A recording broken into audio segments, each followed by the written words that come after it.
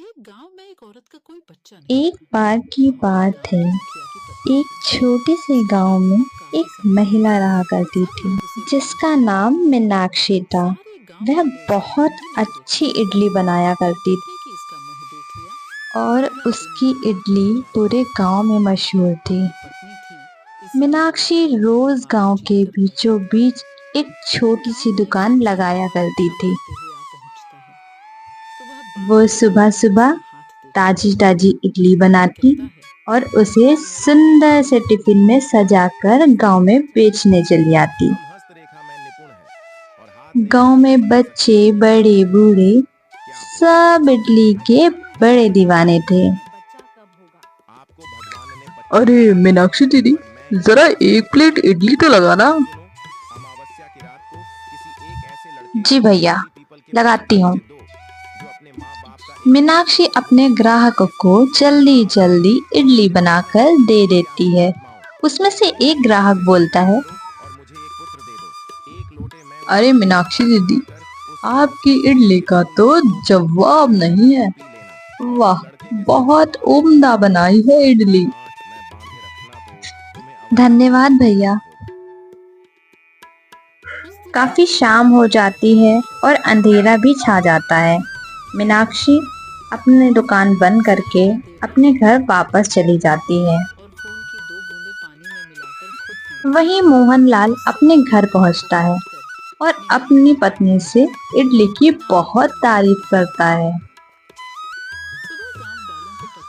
अरे पता है भाग्यवान, इडली तो मीनाक्षी बहन बनाती है, बहुत अच्छी। उसके जैसे इडली तो पूरे गांव में कोई ना बना पाता होगा। मोहनलाल की पत्नी उससे चिढ़ जाती है और उससे कहती है, अच्छा, तो अब मैं भी कल से इडली वड़ा की दुकान लगाऊंगी और देखती हूँ कौन खाने आता है इडली, उसके यहाँ कि मेरे यहाँ, देखती हूँ। सुमन अगले ही दिन गांव के बीचों बीच पहुंच जाती है जहाँ पे मीनाक्षी हमेशा दुकान लगाती है। उसने उसी जगह दुकान लगाई जहाँ पर मीनाक्षी लगाती है। थोड़ी देर बाद जब मीनाक्षी अपनी दुकान लगाने के लिए उस जगह पर आई तो उसने देखा कि वहाँ पर तो कोई और है। उसने जाकर उससे पूछा, बहन, आप कौन हैं? मैं तो यहाँ दुकान लगाती हूँ रोज इडली की। मैंने आपको पहले कभी यहाँ नहीं देखा। देखो देखो कैसे इतरा रही है। वो कुछ भी हो, यहाँ पे आज से मेरी दुकान लगेगी और सिर्फ मेरी। अपनी दुकान ले जा कहीं और। मीनाक्षी सुमन की ऐसी बात सुनकर बहुत उदास हो जाती है और वह वापस अपने घर की ओर निकल पड़ती है। अरे माँ, आप इतनी जल्दी घर आ गई, क्या हुआ? आज दुकान नहीं लगी? मीनाक्षी अपनी बेटी को वहाँ की सारी बातें समझाती है और बताती है कि आज के बाद वह दुकान नहीं लगाएगी। इतना सुन के उसकी बेटी रोने लगती है और कहती है, माँ, माँ, अब हम कैसे जिएंगे? अब क्या होगा हमारा? हम तो बहुत गरीब हैं। तुम परेशान मत हो बेटा, मैं और मेहनत करके घर से ही इडलियां बेचा करूंगी। तुम्हें परेशान मैं नहीं देख सकती बेटा।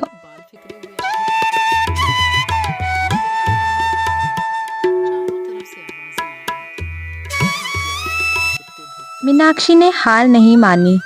मीनाक्षी अपने घर में इडली बनाकर घर से ही बेचने लगी।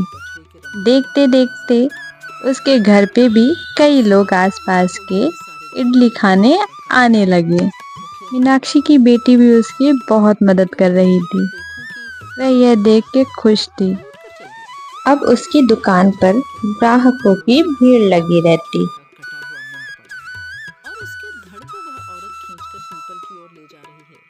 और ले जाकर उसने वही शब्द दोहराया, यहाँ लो प्यासी आत्माओं, मैं तुम्हारे लिए भोजन लाई।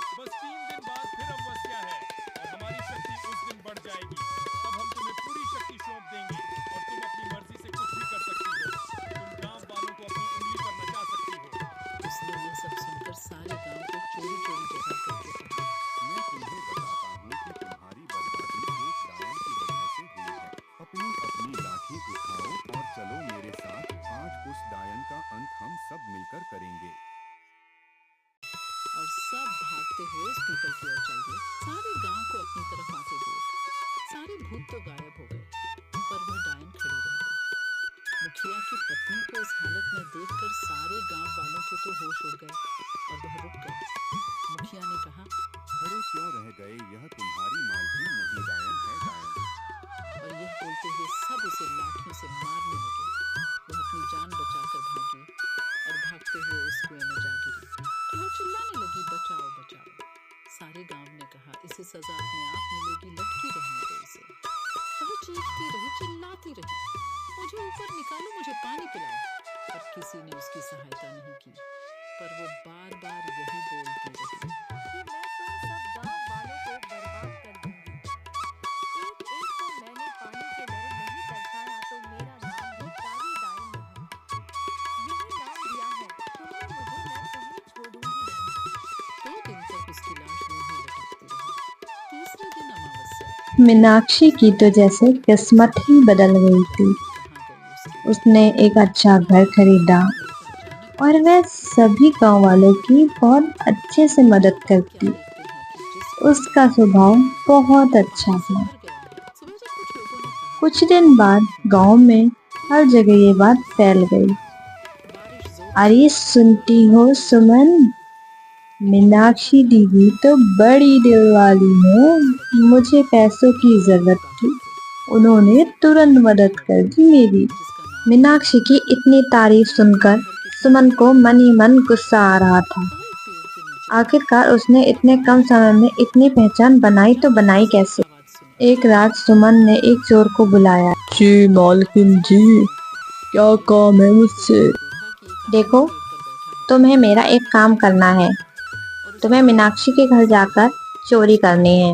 वहां पर जितने भी पैसे हों सारे पैसे चुरा लाना। आदमी का चेहरा क्रोध से भरा था। ठीक है, मैं आपका काम कर दूंगा, मगर मुझे इस काम के बदले 50,000 रुपये चाहिए, नहीं तो मैं ये काम नहीं करूंगा। सुमन भी उसे वादा कर लेती है पैसे देने का। उसी वक्त वह चोर रात के अंधेरे में निकल पड़ता है। उसके गले पर दांत के निशान थे। गांव के लोगों को बहुत दुख हुआ। उन्होंने कुछ ही देर में वह मीनाक्षी के घर पहुंच जाता है। वह देखता है और सीधा घर के अंदर चला जाता है। कि आदमी कौन था। पास के ही कमरे में सारे पैसे रखे हुए होते हैं। वह चोर सारे के सारे पैसे उठाकर फुर्र हो जाता है। वे सोचते थे, सुबह वह डरावना जब मीनाक्षी उठती है तो देखती है वहां तो चोरी हो गई है। उसके सारे पैसे कोई ले गया है। शक्तिशाली था। तभी उसकी बेटी बोलती है, गांव में कोई हाँ माँ, गायब हो रहा यहाँ तो 1 रुपए भी नहीं बचा। गरीब थे तो या सारे के सारे पैसे चोर ले गए। एक दिन एक बूढ़ी मीनाक्षी जल्दी जल्दी उसने गांव के लोगों सरपंच जी के पास जाती है और उनको वहाँ की सारी बातें बताती है। वह उनसे कहती है, सरपंच जी, हमारे सारे पैसे चोर ले गए। बुजुर्ग महिला से मदद कुछ दिन बीतते हैं। बुजुर्ग महिला आखिरकार वह चोर पकड़ा जाता है। में मंत्र पढ़ा। मंत्र के प्रभाव एक दिन चोर आखिरकार पकड़ा ही जाता है।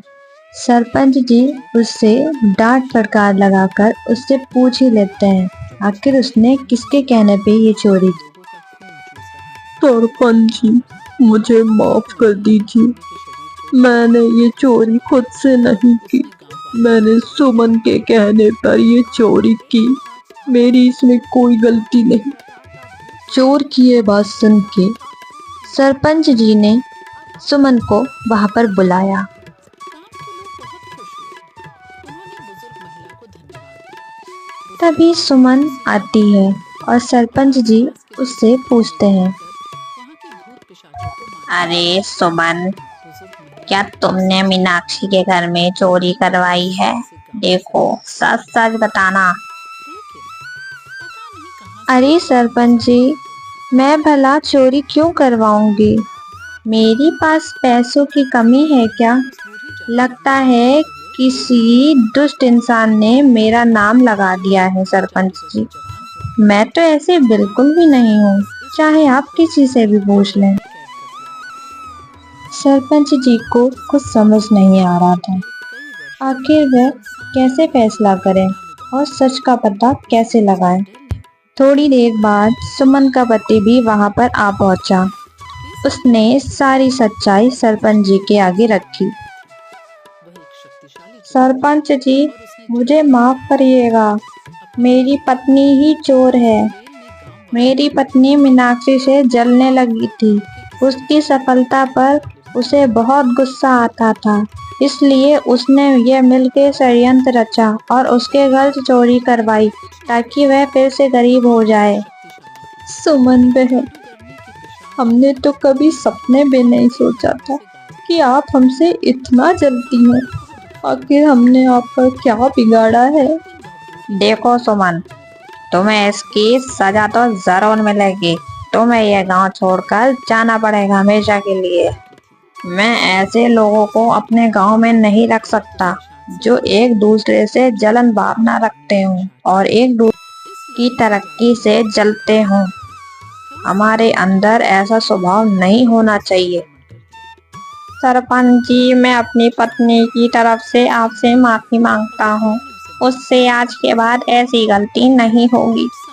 हमें इस गांव से ना भगाएं, हमें यहीं रहने दें। हम आपसे माफी मांगते हैं और आप सभी गांव वालों से माफी मांगते हैं। हम दोनों को माफ कर दें। मीनाक्षी बहन, सरपंच जी, मुझे माफ कर दीजिए। मुझसे बहुत बड़ी भूल हो गई। मैं घमंड में चूर हो गई थी। मुझसे बहुत बड़ी गलती हो गई। मुझे हो सके तो माफ कर दीजिएगा। मीनाक्षी को सुमन के ऊपर तरस आ जाता है। वह उसे माफ कर देती है। सुमन बहन, मैं तुम्हें माफ करती हूँ, लेकिन हमें ऐसा नहीं करना चाहिए। इस बात का ध्यान रखिएगा।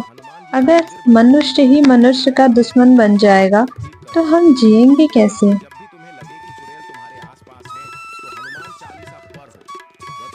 कुछ दिन बाद गांव में फिर से वही खुशहाली आ गई थी।